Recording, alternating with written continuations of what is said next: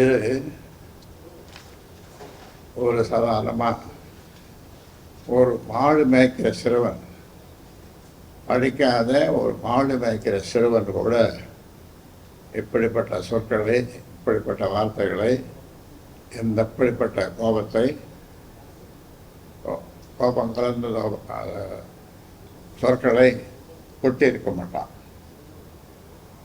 அதனால்தான் நான் முன்புரை நிர்வாகக்குழுவிலே சொன்னேன், இவருக்கு தலைமை பண்பு இல்லை அப்படின்றார், லீடர்ஷிப் குவாலிட்டிஸ் இல்லை அப்படின்னா. அப்போ அந்த சொன்னதும் அந்த கூட்டமாக முடிஞ்சு போச்சு.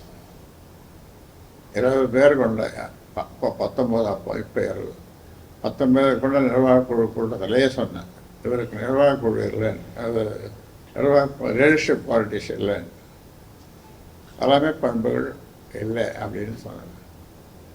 அது இப்போ இந்த பேச்சு நான் ஆஞ்சாகரம் பண்ணி யாரும் தெரியாமல் போய் பண்ணிக்கிறதுக்கு போனேன். அதே அப்படியே வெளிச்சத்துக்கு வந்து தமிழ்நாடு இருக்கிற தலைவர்கள், இயக்கங்கள் எல்லாம் எனக்கு ஆறுதல் சொன்னாங்க, வாழ்த்து சொன்னாங்க. அது எனக்கு ரொம்ப மகிழ்ச்சியாக இருந்தது. அவர்களுக்கெல்லாம் நன்றி சொல்லி நான் அறிக்கை விட்டேன், தொலைபேசியில் சொன்னேன்.